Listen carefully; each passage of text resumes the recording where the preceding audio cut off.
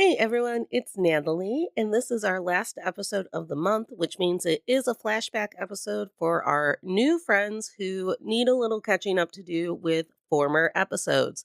This episode is from our second year of the show, and it's the Learning Your Truth and Trusting Yourself episode. I chose this episode because I've been choosing episodes that I thought would bring us the most comfort and the most hope during these times as we keep hurtling into 2025 and things just get more and more wild.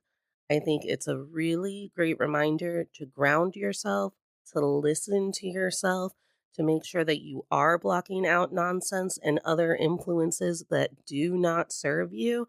And it is a great reminder that your identity is your own identity. You get to define it, you get to reflect on it, you get to change it. And I'll see you next month with all new episodes. They're going to be super exciting and have a great rest of your week.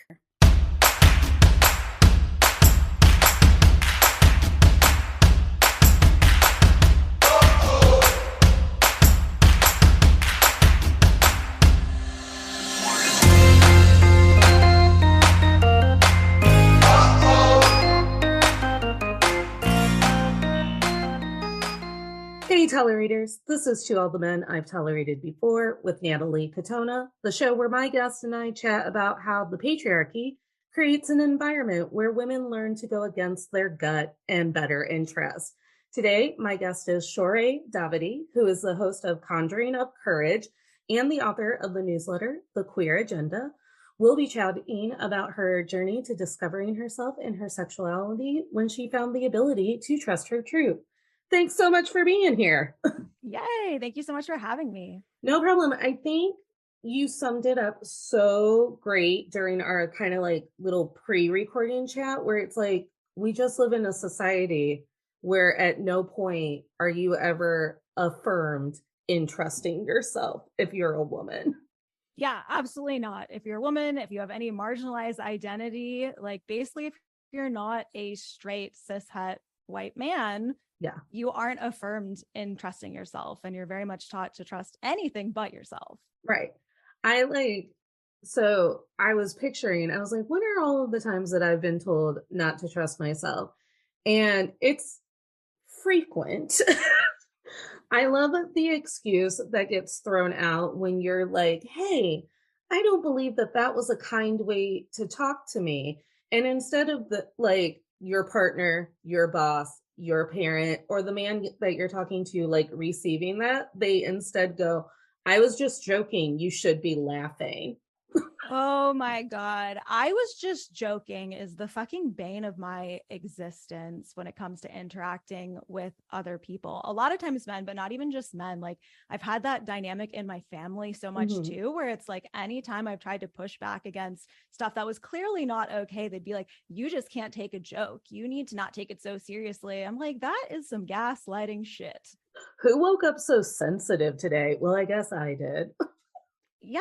And it's like those kinds of phrases are so common, but like truly what they do is they teach us that our own feelings and experiences can't be trusted. It really is a form of gaslighting where we're just like, wait, my body is telling me one thing that like Mhm. this is not okay. It doesn't feel good to me. It's not appropriate.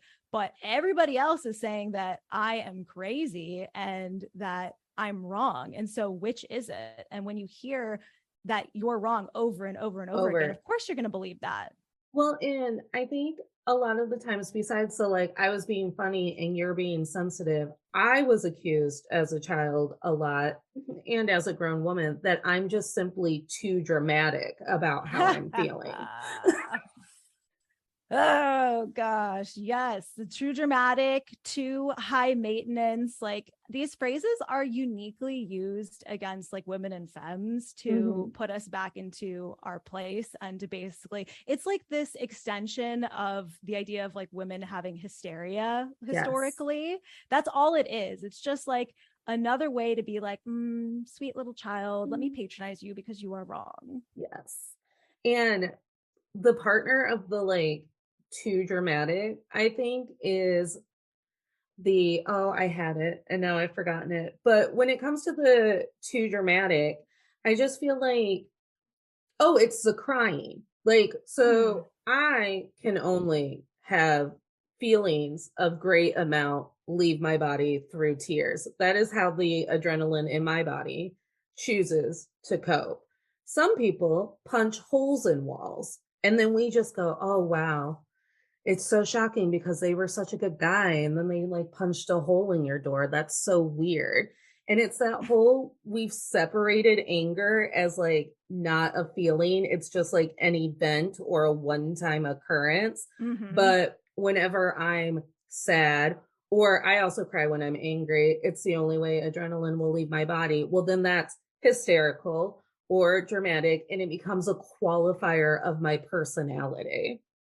Right. And it's so interesting because crying is literally like biologically a way that toxins leave our body. And I'm not Mhm. talking about toxins like in the sense of the fucking slim shakes on Instagram where they're like, drink this and all your toxins will come out. No, actually, our bodies have natural ways to detoxify. And crying is one of them. It's a way that we move things through our body.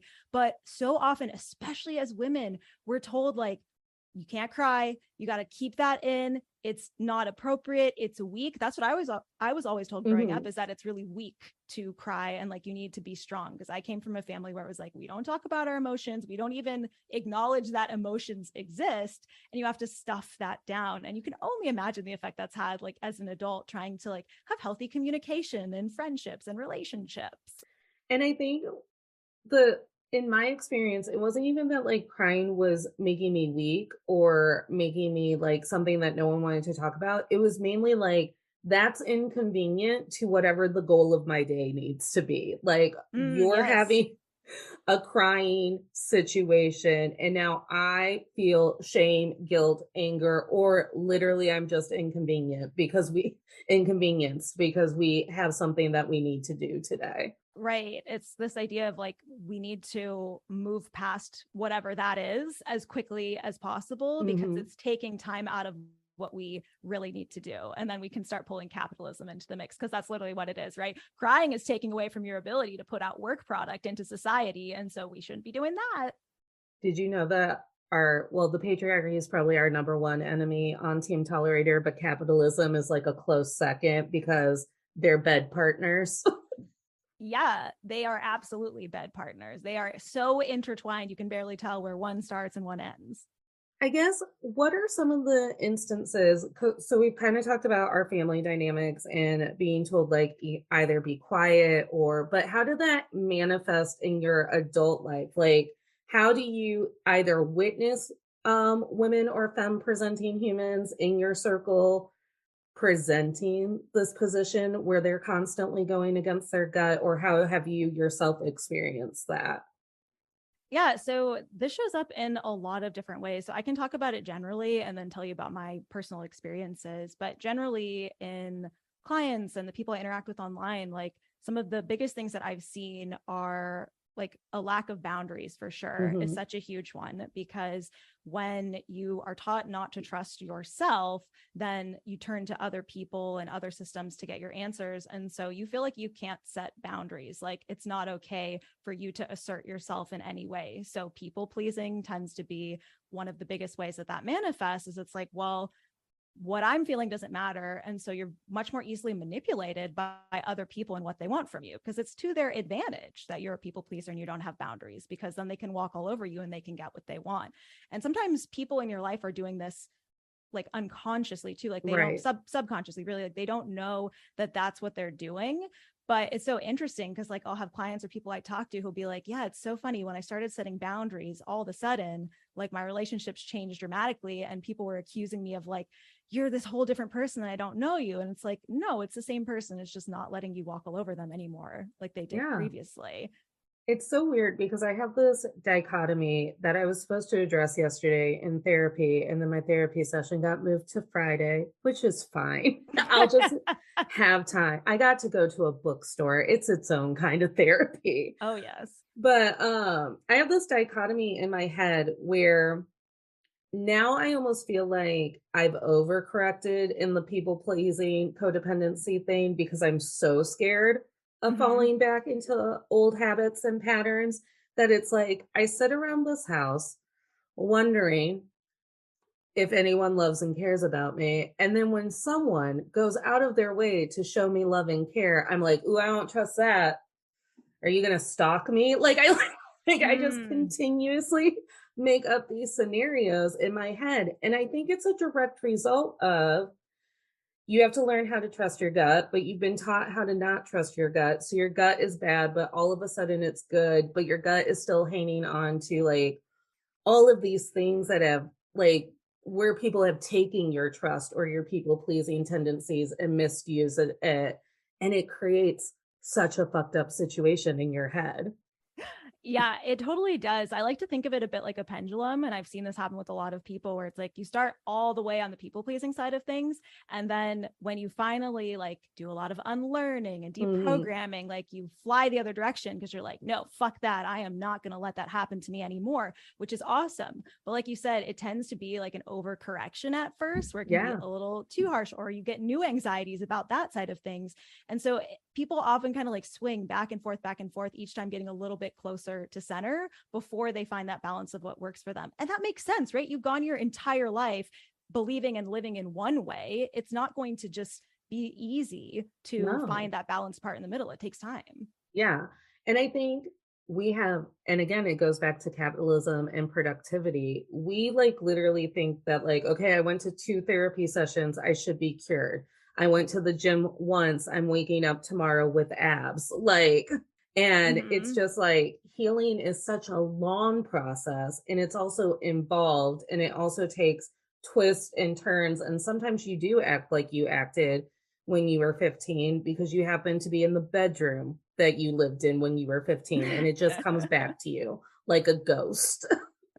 Yes. Well, that's funny that you say that because one of the things that I work on with my clients is figuring out their ghosts of self doubt, which is this Mhm. term that I've come up with for like all of the voices that you have in your head that don't belong to you. And this is one of the biggest indicators that people are struggling with self trust is that they're actually not living according to their own internal voice so much because they can't hear it very well. Yeah. Instead, they have all these ghosts of self doubt in their heads. And this could be anything from like, things your parents said to you when you were growing up or things that like a teacher said to you. I've had people with like a roommate in college, something, a magazine article that they read, just all these voices that you've internalized so deeply that you're living according to those. And you're like, oh, I should do this. I'm supposed to do this without actually stopping to ask, well, what the fuck do I want? Like, who am I and what do I want? Like, that's what it does when we systematically break down people's self trust is that people get into adulthood and they're like, actually don't know who I am. I don't know what I like and what I don't like. I feel like shit all the time, but I can't really figure out why my life feels out of alignment.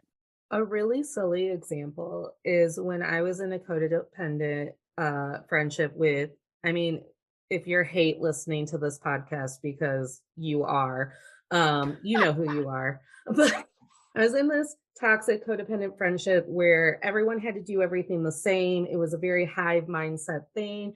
And it made life easier because you always had someone to back you up on something or give you a Mm-hmm. ride or whatever. But it was also making life extremely harder because if you had to bow out of the hive mind and be like, I'm actually out of town that weekend, or I can't make 3 things work in my day, then you were like person non grata.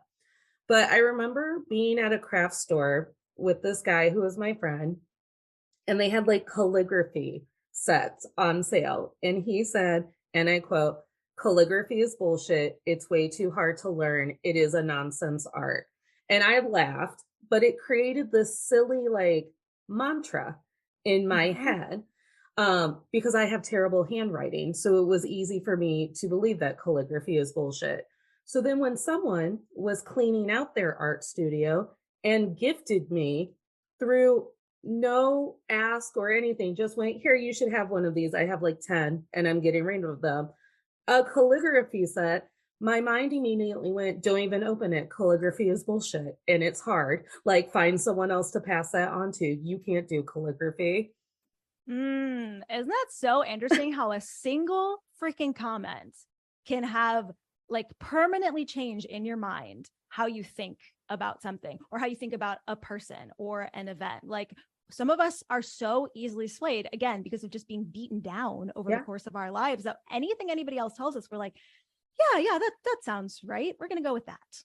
I feel like I'm becoming so combative in my conversations now because if I don't like immediately like stick up for my counterpoint, then it's like, okay, if I intake this information and I don't immediately come up with what my stance is on it and then communicate that stance, it'll create a rule in my head that will manifest itself 3 years from now when I'm in a job interview. Mm.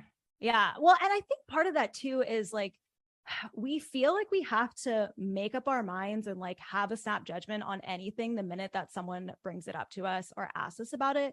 And I always encourage people, like, make space where you can. Like, if you don't know how you feel about something, you want to take time to think about it or research it. Like, there's absolutely nothing wrong with being like, yeah, actually, I haven't thought much about that. Let me like look into that and I'll get back to you. Like, that is an okay thing to do, whether it's politics or it's about some art form or whatever it is. Like, we do not have to be pushed into just knowing something immediately in the moment. And speaking of the ghosts that live inside our head, which is such a cool concept, and I almost want to create a giant art piece around it because it's so in line with the artist way, because she's always talking about like the outside people who Mm-hmm. influenced your craft or even influenced how you thought about creating your craft. Um, I feel like there are several people in several of my friends' lives and my own lives who, because they've known us while we were small or hormonal or our terrible version of ourselves, we still get convinced by those people that I still get convinced by a lot of people that I am still the selfish 15-year-old who wouldn't wake up from her nap to take up out the garbage and that I'm combative and argumentative and asleep all the time. And I was probably just depressed, honestly. It's so frustrating when people who've known us their whole lives refuse to evolve what they think of us Hmm. alongside of us, because I definitely experienced that with family and other people too. And then there are other people in my life who like totally knew me at like a not a great version of me, not the best version of myself, who I've, have been along for the ride, seen my evolution, and like are cool with it, are totally understand that, like, yeah, you were a different person then than you are now. And I really like this version of who you are. And I have so much respect for those people to be like, yeah, I can give you the benefit of a doubt as a human that you're always going to be growing and changing. And it just sucks when people won't give us that benefit of the doubt. Well, the human condition isn't very convenient to capitalism because capitalism relies on us being consistently under its thumb and acting the same way every day because we're all just living on some sort of assembly line. I Yeah, it's know. like, yeah, I could talk about that Um, for hours. so you do this wonderful process of taking your clients in and kind of making them see all of the ways that they're not trusting themselves. And then you kind of like walk through how you rebuild that trust with yourself. Mhm. So, how has that looked like in either with your clients, with yourself? What does it look like when you start like trusting yourself again? Because clearly I'm not there. And that's okay Yeah. because it takes time. Yeah. So you had asked me to in the previous question, what my experience was with the lack of self trust. So I can Hmm. give a little backstory about what has taken me to the place that I am of trusting myself. And, the first thing I'll say is that growing up, I always had a very strong personality. Yeah. I'm a Sagittarius, I'm a fire sign, like I'm extroverted, like I just have a big personality. My mom always used to joke that like I could befriend anyone. Apparently, I was friends with the elementary school janitor. Don't remember it, but this is what she tells me. So I always had a great sense of myself. And 99% of children do, right? Like when a Hmm. kid is really young, they haven't had time to have these outside influences. Like they're showing you who they are. But then the world comes in and is like, hey, here's all these things that you actually need to be. We're going to put you in these boxes. And if you don't fit in them, we're going to make you feel really shitty about it. And so I had those experiences with religion. I grew up in a super religious household. I've been queer my whole life, but I didn't realize it until I was in my late 20s because I grew up in a religious household where it was like, Hmm. nope, not okay to be gay. That's a sin. Don't act on that. I grew up in the patriarchy, right? The biggest thing on this podcast that Yes. taught me that like your most important role as a woman is to like be in support of men, to be attractive to men. Your number one goal should be to like find a partner and get married and have babies and all of that. Like just like every other woman growing up, I was fed those messages constantly. Mm-hmm. And so I fluctuated a lot back and forth between like being like, no, I know who I am, but then feeling like, okay, but I have to fit in, whether it was with my peers, like in high school, being like, well, I get made fun of when I am the person I am because it's not what people want me to be. Or if it was with my parents, being like, we're disappointed in you, like these are our expectations, you need to meet them, we're going to punish you if you don't. So I always was doing this back and forth thing. And this ultimately culminated in I only dated men my entire life. I literally Mm-hmm. had no idea that I was interested in women. I married a man and I was with him for 10 years total. And towards the end of that marriage, I had the revelation that I was bi because I finally had bisexual friends who I could like talk to about this and ask questions and be like, oh, some of my stereotype ideas of what it means to be bi are wrong. And I had allowed myself, I was like, oh, like I actually think I am attracted to women. And I was like, if I wasn't with my husband, like I think that I would date women. And I Mm-hmm. was like, oh, this won't change anything about my life. This was the line at the time. I was like, oh, it's fine. Like came out to my husband, came out to my friends, came out to the world. But I was like, this won't change. But what actually happened is that it was like this Pandora's box in my brain where as soon Yeah. as like I flipped the switch of like, you are allowed to be attracted to women, it's okay, you can be queer. Suddenly I realized that, oh shit, I've never actually been attracted to men in the way that other people, heterosexual Mm-hmm. people or actual bisexual people are attracted to men. I've actually never experienced sex the same way. I haven't experienced like romance the same way, but I didn't know because I had this idea in my head of like what my life was supposed to look like and who I was supposed to end up with. And I just didn't deviate from that. And what's interesting is my body knew long Mm-hmm. before my brain did. So I was absolutely getting messages throughout that relationship and my marriage that like something was wrong, but I didn't have the tools to interpret what the fuck was actually wrong. And at the time, I was like, well, I'm not going to leave what is like an objectively good marriage with like a wonderful, nice partner in person who's my friend without a good reason. And like Right. my body being like something is wrong didn't feel like a good reason. So I, tried to blame myself, tried to blame other things, logic my way out of it until I finally reached a point where my body was like, you are gay, bitch. You're fucking gay. And you cannot be married to a man because you're gay. And if you stay in this relationship, you will always be lacking of Mm-hmm. something in your life and you'll never get to be your true self. And that was a fucking rough and painful experience and process. And like I've explained this in like 2 minutes, but really this is over the course of years of like work and unpacking and therapy to get to that point. But that for me was like the biggest moment of self-trust, was to be able to take the leap and leave my marriage, blow up my entire life, Yeah. like, financially and logistically and all these things that had to happen in order for me to get divorced, like give up the future that I had always thought I wanted with the hope that I was right. Because I didn't know for sure. I'd never been with a woman. I was like, I could be fucking wrong about this, but I was just Yeah. like, I'm going to make this leap. I'm going to trust myself, even though like it hurts like fucking hell to do this. And I'm grieving for everything and hope that I'm right. Lo and behold, I was right, but it was rough.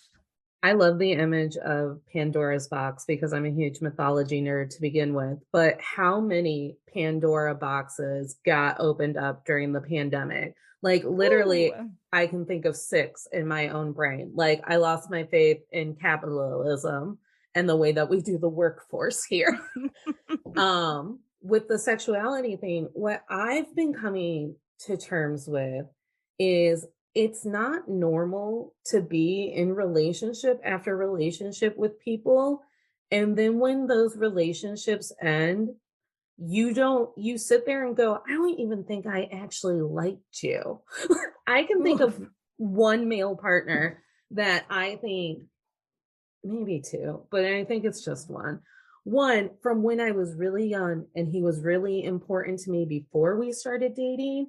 And Mm-hmm. then we became almost more important, but kind of less important to one another while we were dating. And then it was over, and I could just like pick up and move on and just kind of be in these relationships where it's like, I don't really like you. I don't really like myself when I'm with you. But I think I'm just like playing the role that this is what everyone around me is doing. And I'm like, so today I was watching The Time Traveler's Wife because a friend and I are going live on Instagram every Tuesday to talk about it. And in pure television Stephen Moffat fashion, her big date to like really impress this dude is making him dinner, even though she doesn't enjoy cooking. She doesn't actually feel confident that she can do it. But what do women serve to men if Ugh. not sustenance to live?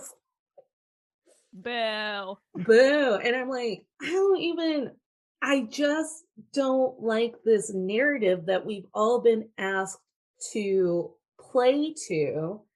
And at the end of the day, I don't actually know if I believe in it. But like you, when you were starting out, it's like, it's that fear of, so what if I tell all of these people this thing? Like, I don't want to date men anymore. It hasn't worked out before. I don't even like, as I think about my partners of the past, I didn't even like them.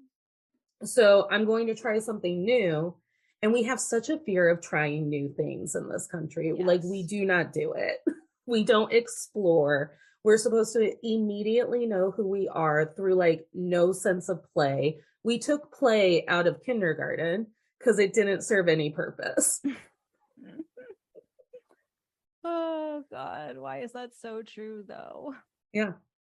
I think, yeah, especially in adulthood, we totally lose our sense of like wonder and curiosity and exploration when it comes to being a beginner at Mm-hmm. things, because the older we get, the more used to being competent we are, right? Like Yeah. some of us have like careers or like things that we've just been doing for a really long time. There's less like new stuff overall. And so we hate feeling incompetent. And I think we also hate feeling like, what are other people going to think about us or say Mm-hmm. about us? And so all of that combines together for us to not want to try new things unless we're instantly good at it. And y'all, like, that's not the way that things work. It is so rare to try a new thing and be instantly good at it. Like that, if you were a prodigy, maybe, but for the rest of us, it's like you're going to try something new and you're probably going to suck at it for a while. And also, that is the best part. You know how fun it is to suck at stuff? It's great because like there's the only expectations are the ones you're putting on yourself. Because my expectation for any beginner of anything is like, of course you're not going to be good at this. It takes time and practice and patience to get good at these things. Like, I'll give you an example, which is that I've been doing aerials for the past 5 years now. So I do trapeze. I have an aerial Yeah. rig in my backyard. I fucking love it. And when I started, I was awkward as hell and a mess. Like, I am not a dancer. Speaking of things that people tell you and you convince yourself of, my mom told me that I was not graceful growing up. And so, like, I always had this idea in my head, like, you're not a graceful person. I am not a graceful dancer, but I Mm-hmm. am graceful on the trapeze through practice and through working on it. But the other day, my girlfriend, I brought her out to the rig and like she was practicing. I let her go on my trapeze for the first time and she went on my friend's silks for the first time. And it transported me back to like my first time going upside down, getting on an apparatus, and like just how hard it is, how much it hurts your body, like how disorienting it is. And I'm like, damn, like 5 years ago, that's where I was. And like I'm in such a different place now. But if I hadn't fought through that initial like awkwardness period and the like I am just sheer bad at this period, I wouldn't be here. And I'm so sad for all the people who just give things up so quickly because they have too high of expectations of like what they're supposed to be at for that. And Yeah. because we care so much about what other people think about us, like fuck what other people think. Well, and usually it's people when you're younger, it's like with your mom, it's people who are in some sort of imbalanced power structure with you because they're a person who, again, is quote unquote in charge of you. When I was in school, and school is another Pandora's box that I'm over, is the way that we do the American education system. And I'm a former teacher. So when I was in school, I was a really great reader. It's how I disassociated and probably coped with my undiagnosed ADHD. Hey, me too. Hey. So I did really great in English classes. I did okay in math-based classes, but I didn't do what you would say excel in the American education system. So I was constantly told I was bad at math. Me So too. so when I would say things like, I want to be a veterinarian or I want to be a marine biologist. Marine biology was probably going to be real tricky because I do get seasick just by like kind of being in the water. Like we touch the water and my body goes, no, we're nauseous. Why would you do it?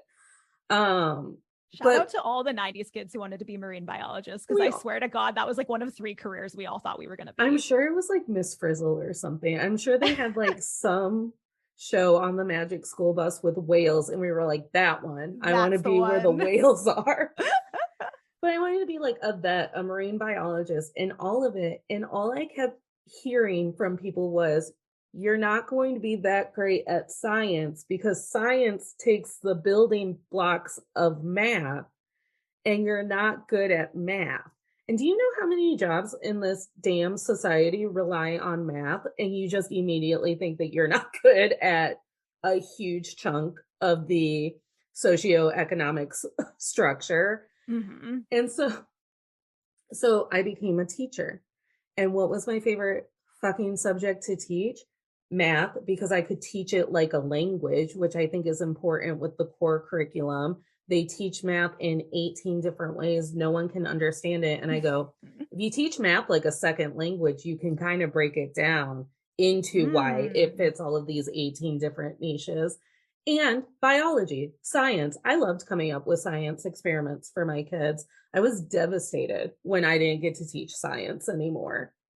That is fascinating. Yeah, I think all these things that we're like told we're bad at when we're kids, right? It's a lot of times it's just like we weren't being taught in the way that we needed to be taught it. Especially, you and I have this, had undiagnosed ADHD, we were neurodivergent, English spoke to us more. And if someone had taken the time to shift the way that it was taught to make sense to our brains, then it's like all of a sudden we probably wouldn't have been quote unquote bad at math. Mm-hmm. But that's just not, as you said, that's not the way the American education system works. It's like, unless a teacher goes out of their way to create their own stuff. And there's wonderful, incredible teachers out there. I Yeah. absolutely had teachers who did this for me. But when people teach according to like what they're expected and they're told that they have to do it, there's not a lot of room for creativity. And kids get left behind who are like, well, I just can't understand this. And again, if we teach kids you are inherently good or bad at certain Yeah. subjects instead of this subject's going to just take a little bit more work and thought from you, like of course kids give up on that stuff. Like why try if you were just told, well, you're always going to be bad at it. We talk a lot about the binary of the good and the bad person on To All the Men I've Tolerated Before, because you get to be both. Like you get to be good at reading, but also I hate reading Stephen King, even though he's spooky. I think he's really drawn out. Neil Gaiman too. I love Neil Gaiman stories when I watch them, but reading them is the biggest chore of my life because I'm like, why do we have 15 pages about this one plot of land? Was it green? Was it hot out? Was it like this could have been three sentences? Like, so I'm a great reader, but there are authors I don't click with. I was really great at algebra because algebra is kind of like, I like variables. They're like puzzles. It was clean cut. I sucked at trig because my brain doesn't like to try and imagine shapes. I've always had terrible spatial awareness. And I think and it's the same with the way that religion plays into our ideas about sexuality or society plays into our ideas about sexuality. It's either you're in group A or you're in group B. And we know that group B has prejudice attached to it. So you probably want to Mm-hmm. be in group A. Yes, absolutely. I mean, we do not, this is changing, I should say. I think Yes. this, our generation that's raising kids is doing this very differently overall.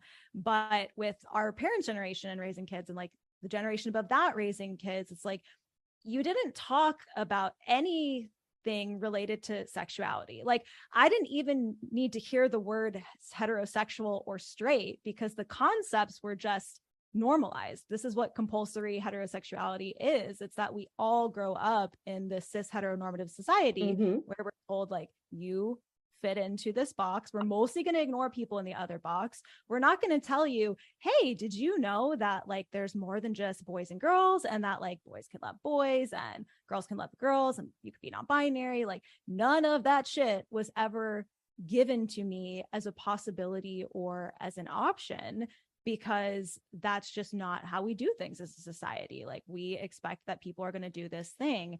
And it's interesting for me too. I've talked about this with my girlfriend. So my girlfriend knew that she was gay like at 4 years old. Like, Mm-hmm. she knew that she was attracted to other girls. And she also grew up in a really religious household where she was told that was bad. But interestingly, she is a soft butch. And so she leans more towards the masculine side, and she always has. And I think folks who are butchier Mm-hmm. tend to have an easier time like knowing like I am different and I don't fit in, because they also don't show up with the gender expression that people expect them to have in Yeah. society, right? Like, I don't want to wear dresses, I want to play with the boys, I want to do these things. And so they're told, no, you got to course correct on that. Those of us who are more femme, who are naturally more feminine, more femme, like, we are more likely to go under the radar of not realizing our sexuality until later, which it can go both ways. Of course, I'm not saying that Mm-hmm. only this happens to only femme people, but like in my experience as a femme person, because I fit into that part of the box, like I was a feminine person, like there was no indication to anybody that I might be gay, like to try and correct that. So it was just like, of course you like boys, and of course you're going to date boys, and like, this is your future because this is who you are. So I Yeah. think that's one of the many things that obscured my sexuality to me, is that like I fit into enough of the box Mm-hmm. that I didn't think, and nobody else in my life thought that, okay, well maybe you're not all the way there. Yeah. Well, it's like when the algorithm on TikTok, the opener, the box cutter of every Pandora's box that I had during the pandemic, when Lesbian the thirst traps on yeah, TikTok. when I would get bi or lesbian TikToks or whatever, I'd be like, all right, all right. When I get ADHD TikToks, I'd be like, and then everything becomes a checklist in your head. And at some point, you like weigh out. And I think this is a direct correlation to the way that we're treated in our society. It's almost like every time I do the checklist, I'm like, do I have enough checks to actually justify Mm. dating women or people who aren't men? Because I didn't at 4 years old have a crush on one of my girlfriends from the neighborhood or anything like that. There's so much like internalized misogyny, internalized heteronormative rhetoric or whatever, that even when you're trying to deprogram from it, you stop and you go, do I have a right to deprogram from this? Like, do I have access and even the ability to take part in this community that at 33, I'm thinking maybe I'll try it? Oh, 100%. I am so glad that you mentioned this, because especially working with queer clients, I see this all the time. It is that like imposter syndrome. Hmm. Again, you have been taught that you can't trust your body. So, of course, you're not going to trust that maybe this thing about you could be true, because it doesn't fit into the very specific narrative that we've been given for these different things. So, for queerness, for example, there is a very specific, like, born this way narrative that the queer community has kind of bolstered and put to the forefront. And it's a very helpful marketing narrative, because if we are born this way, right, then it is much easier to convince people, like, of course we can't change. Like, we were born this way. This is Hmm. who we are. So that's why we deserve rights and we deserve the laws in our favor and to be able to get married and all this stuff. And a lot of people resonate with that narrative, the born this way narrative. And it's not that I don't resonate with it, because I do believe that I have always been queer. It's just that I didn't realize it very early because of all of this other stuff. And that Mm-hmm. piece doesn't fit into the narrative. I have had people in my own community argue with me and be like, you can't not know that you're gay. You always knew, you were just like refusing to acknowledge it. And like, that is not something that I resonate with. That's not true for me. And for a lot of people, they experience their sexuality as fluid, where, Mm-hmm. they think that they're one thing and then it kind of shifts over time. And so there's a lot of different possible narratives and experiences that a person can have. And it's not just this one. And also, let me just throw this out there, there is nothing wrong with exploring and getting curious and trying to figure it out, right? You're not a bad person for being like, I think that I might be queer. I'm not 100% sure. I'm still exploring this, and being like, I think I want to, try dating women and see how that is for me. Or I want to try dating non-binary people and see how that is for me. Or I think I might be neurodivergent. Let me see if I shift some things in my life that might work better with my what I think is a neurodivergent brain and see how that feels for me. There's nothing wrong with trying stuff out, like, and you can declare that you're doing that, right? That's totally fine to be like, I think I'm this and I'm going to come out as this.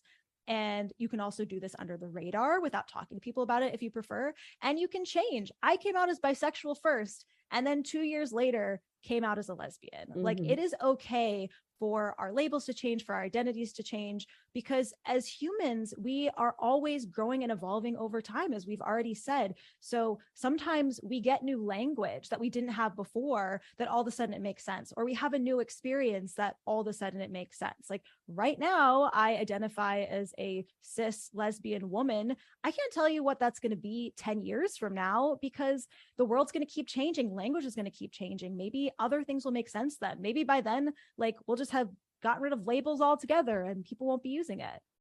That's so back to your pendulum metaphor.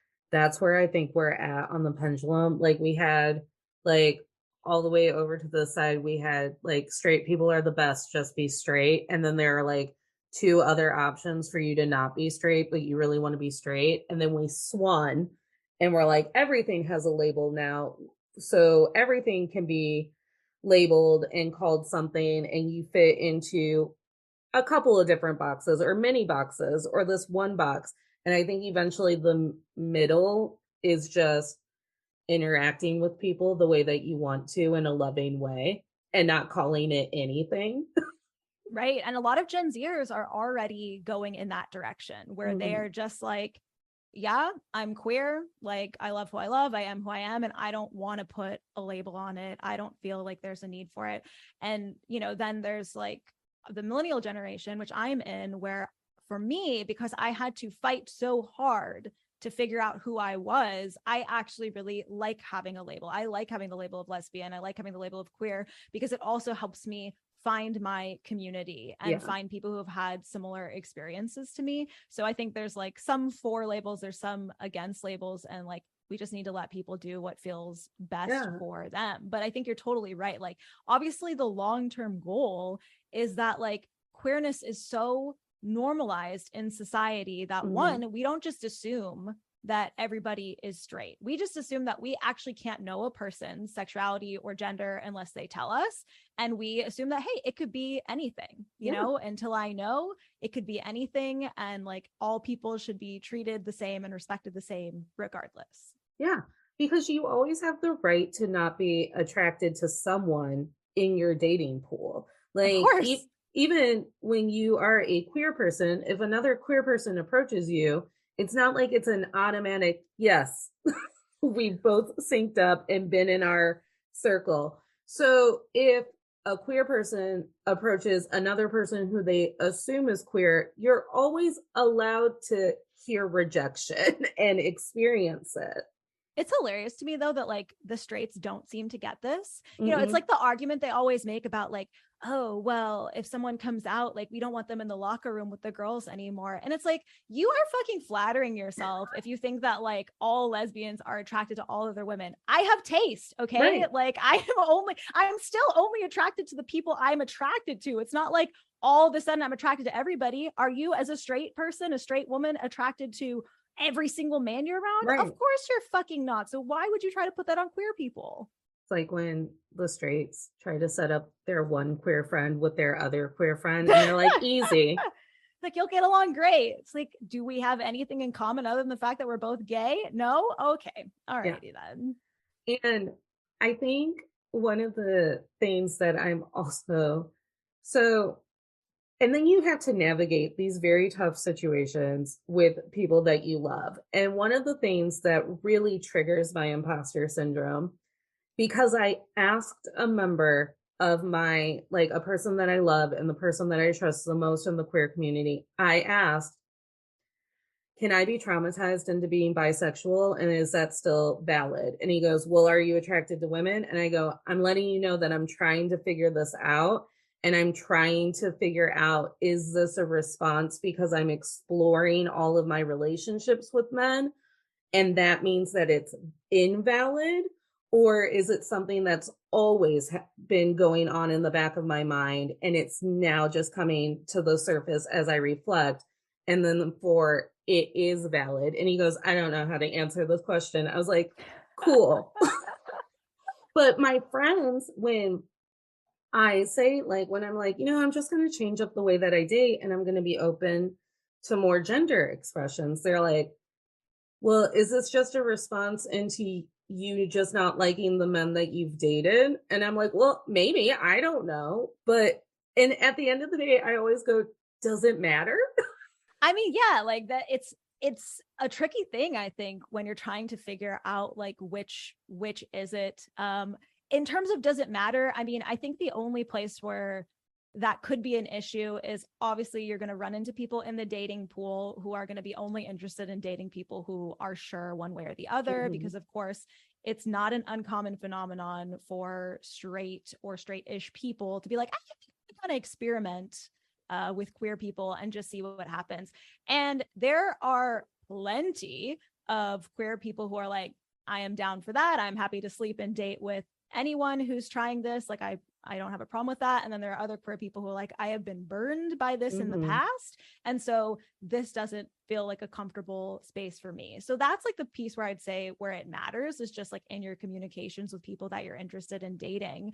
But there's absolutely nothing wrong with you going and trying this out and figuring it out, because I think that like, yes, like the reality is like if it were just like a traumatization, right, and you aren't actually attracted and interested in people of other genders, you're going to figure that out really quick. Right. Like you're going to try it and be like, nope, this actually isn't for me. I am not feeling like the attraction sexually, romantically, whatever, that I thought that I might, and I clearly have some other issue that I need to deal with men, or I'm on the ace spectrum, or like whatever other Mhm. possibilities, that you could discover from that. But maybe what's going to happen is you're going to try it and be like, oh, I fucking love not dating men. It is so fun to date women and non-binary and trans people. Like this is a much better fit for me. But you can't know until you try it. So it's Right. just like you have to go out and try it and just be honest with people that like this is new for you, and you don't know yet, and that's okay. And I think our third enemy onto all the men I've tolerated before, the media. The media only likes to write stories about one piece of that pie where it's someone's experimenting and then neither community wants them because Yes. it creates drama for the person who's trying to experiment, and then that's great television. So I think we're also indoctrined with this narrative where it's like if you experiment and then you get it wrong, then no one actually wants you around because you've offended both parties. Which is bullshit. It's Right. absolutely bullshit. Like we all have a right to explore and figure things out for ourselves as long as we do it in a way that is respectful of the other people that are a part of it. And I think that's just like the number one thing. Like just be respectful, be honest, don't lie about like your intentions or what's going on with you, and it'll be fine. You'll find the right people. Cause like I said, some people are going to be like, that's not for me. And that's their right. And other people are going to be like, I'm fine with this. I think you're hot. Let's go for it. And what I'm hoping, like back to the when I was a kid, I wasn't presented a whole lot of different scenarios that I could be living my life under. A Mm-hmm. lot of the pushback to all of this awareness that's going on in our country is the why is it such a big deal now? Why does it matter? Who cares if I have books in my classroom with two moms or two dads? And it's like, well, it does matter because some child is sitting there blocking themselves off to a lot of possibilities that they don't think are possible because they can't conceptualize it unless they're seeing and living it. I absolutely think that lack of representation was a huge part of my own inability to, discover my queerness, because to the extent that we even got queer representation when I was growing up, it was almost exclusively white gay men. Mhm. When we think about like show like Queer Eye, the original, when we think about, Will and Grace, like the representations of like lesbians or women who are interested in each other, like bisexual people didn't even exist. Like those representations were not really around. And not only just like in fictional media, but then Mhm. also in the stories that we were getting, right? Like I didn't have much queerness in any of the books that I was reading when I was growing up. And like I said, I was a voracious reader. Like Right. I read literally thousands of books as a kid. And I can think of like two that had any queer rep in them. And that is bananas because I was reading like adult books too from a very young age. So like now this is changing so much.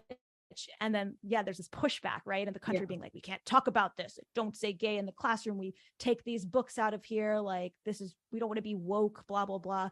And it's bullshit because, like, so many kids will grow up being able to be themselves if they can see that. And it's the little stuff too. Like I think about how you were a teacher, like every example on a test or in a workbook, if it involved like a couple or a family, was like a heterosexual family structure, heterosexual couple. It wasn't like ever a queer representation of those families. Well, and then as an adult teacher in a room full of children, you are expected to be like a sexless Barbie. Like you're not allowed to have parts. So if a child comes up to you and is experiencing anything on the sexuality gender spectrum, you've been taught as a teacher to not bridge those consequences because what if the school gets sued?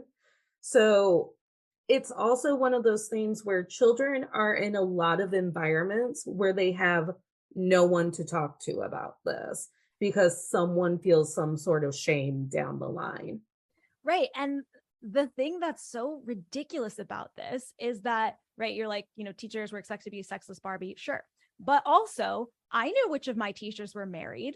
They had pictures of their spouses in their Mhm. straight relationships and other things of that nature that indicated to me that they were like heterosexual.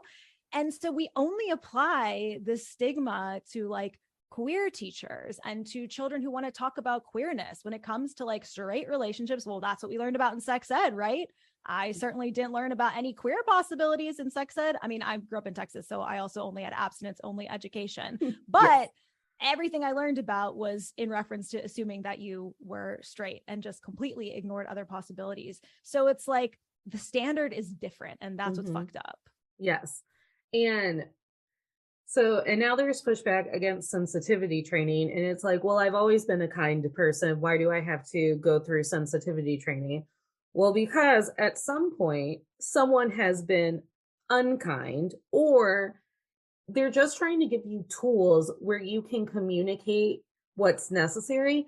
And I'm getting so much pushback from people in my lives where it's like, why would I be discussing this with a child at all? I go, because kids will just walk up to you and say shit to you. Like, I'm not saying that you plan to have your morning lesson be about this, but a kid will just like raise their hand and then say shit to you. And then you have to be an adult who knows how to navigate that. And being kind doesn't mean that you don't have unconscious bias, because we Hmm. all do, because we all grew up with these systems of oppression being normalized. So you may think that like you are being kind and nice and like you're always going to do the right thing. But the reality is that you grew up with those same messages that we all did. And subconsciously, like this has been infiltrated in your brain and you don't know what you might say unless someone tells you, hey, like this is actually not how we would respond in this situation. This is going to bolster white supremacy. This is going to bolster homophobia. Like you think you know that, but you don't, because having privilege means you've never actually had to see it. Right. And a lot of us who are now adults holding down jobs or teaching jobs or any job where you're interacting with people, we grew up in the era where gay was a real fun joke to call people. Like the Yes. Hillary Duff commercial is going around again, where Hillary Duff's like, it's not cool to use gay as an insult. Feminist icon Hillary Duff. I There was remember not the one queer commercial. character on Lizzie McGuire, but feminist icon. Oh God, I love that commercial. And I remember when gay was like the cool negative Mhm. term. Like I remember my brothers just running around the house yelling it. Also, obviously, when I was growing up, the F slur was Yes. like regularly used to belittle boys and men. And like that was just normal. I think Kate McKinnon like referenced it in the like skit on SNL that she did Yeah. about the don't say gay thing, where she was just like, oh yeah, like we all say gay, it's whatever. And they're like, no, no, no, you can't say gay. I love Kate McKinnon. Me We too. um we have two traditions on To All the Men I've Tolerated Before where we kind of take our biggest takeaway of having to live through this slice of the misogyny and the patriarchy that we live through every day. And we say, this was my greatest growth moment, or this was the biggest thing that I learned about myself, or this is the biggest thing that I learned about what I can carry into the universe. And then we manifest some positivity into the communities that are also grappling with this. So, what would you say is your biggest takeaway through your journey of trusting yourself? I would say that my biggest takeaway is that my body is my teammate Hmm. and my friend, and that my body can be trusted. And it is my job to keep open the lines of communication, to interpret what my body is saying, and to really put her first and listen to what she has to say to me. And that she's like my number one. If it's okay for me to like go to outside sources and research and get help from other people, but at the end of the day, like the answers that I need are inside of me. And if I am willing to turn inward, to get quiet, and to actually listen to her, she will give me what I need. And that has been just a huge turning point for me to realize that like I don't have to live according to shoulds, according to what other people tell me I'm supposed to show up, and that actually I am my most joyful and I am my most balanced and centered if I am doing what I want. Fuck what everybody else says. And there is some privilege in that. I want to say there is safety for many people Hmm. that has to be considered, whether it's with family or employment or their environment. Like the world does not make it easy to say, fuck everybody else. Right. And so if you're like, well, I definitely can't do that, or there are spaces where I can't do that, I think the most important thing is to find places and community where you can have that full expression of you, because you need to have it somewhere. You have to have that outlet. And it sucks that you can't have it 100% of the time in all spaces. I can't even have it 100% of the time in all spaces. And I have a lot of privilege. And so finding those areas where we can be our fullest self and we can trust ourselves is really the key. Yeah, I love that because it gives a whole new definition to body positivity Mm-hmm. because it's rebuilding that. So often we just have to rebuild the way that we feel about our body and the way that it physically looks to the outside world, Mm-hmm. but also rebuilding that relationship with how your body is feeling is also body positivity in practice. It is, absolutely. Yeah. I think my biggest takeaway as I approach and continue to walk through trusting myself is it's okay to flop. And the biggest thing that I need to do is trust myself when I experiment or try something new or have a moment where I didn't do like my therapist justice or something. And know that the biggest trust that I can have with myself is I'm going to trust myself to get myself through the flop. And the flops usually teach us more than the like getting it right. In Yeah. my life, every time that I have flopped in some way, failed in some way, I have learned the most from that. And so we're too mean to the flop. The flop is Yeah. valuable. The flop is valuable. That's a sticker. The flop is valuable, and it's just like a belly flop image. Like Yes. What would be your hope and manifestation for the collective community as we move forward? My hope and manifestation for the collective is that we get to live in a world where we all are given the space to figure out who we are in each moment because it's constantly changing, to be able to explore that, embrace that, and be that, and still be respected and loved and cared for who we are in all of our changing versions. That's beautiful. It's it's like the world peace answer of like sexuality. It's like I just want to live where everyone's okay to be okay. Um And to not be okay, and because to that's not okay be okay. too. I think my greatest manifestation is if the pendulum is going to keep swinging, and that's fine. We've gone through a lot of pendulum swings in our day. Eventually, I get to live in that middle center where instead of everyone feeling the need to be in a box, we just have enough representation out there of all of the different paths that life, sexuality, careers can take. So everyone gets this landscape of, oh, we're kind of chill with everything. So I actually do get to be the captain of my life ship. Yeah, and it's like it's not a stagnant center. It's like the living, breathing center where Hmm. it's like there's lots of space to move around and like there's lots of possibilities. I think, especially when it comes to healing work or things like body positivity or sexuality, there's this narrative of like, we're working our way up the mountain and we're Yeah. going to reach the top and we're going to be like, hooray, we're here. And we're just going to stay there forever. And that's like not reality, Um, right?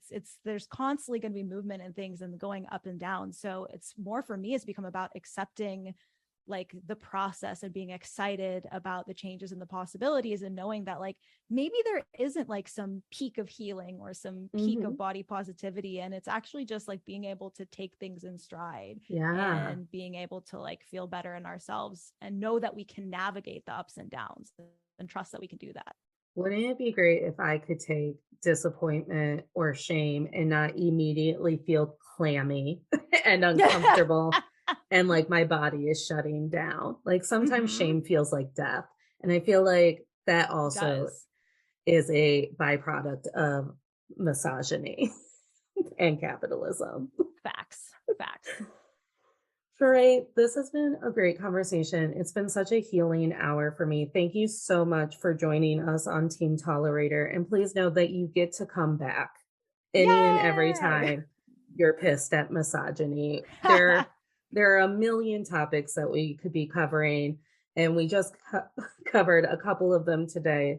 So it's an open door policy here onto all the men I've tolerated before. Let everyone know where they can find you and all of the great messages that you have for everyone. Of course. Well, thank you so much for having me. This was super fun. I'm glad we got to do this. Yeah. I am pretty easy to find if you spell my name correctly because I am Shore Davidi everywhere. So my two biggest platforms where I spend the most time are Instagram and TikTok. My name is spelled SHOHREHDAVOODI. I know you'll have it in the show notes and Oh, in the title and everything too if y'all are trying to look it up. So find me there. My website is shoredavidi.com. I have a newsletter called The Queer Agenda, as you mentioned, where I send out self-trust tips and wisdom most weeks. It's really fun space. Highly recommend signing up for that at shoredavidi.com/subscribe.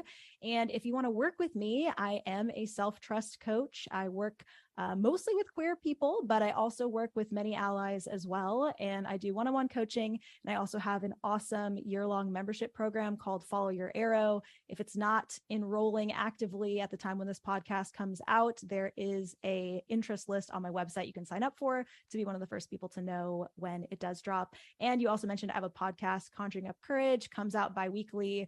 There are over 130 episodes so far, so there's plenty of shit for you to scroll through and find what you like and listen to and get caught up.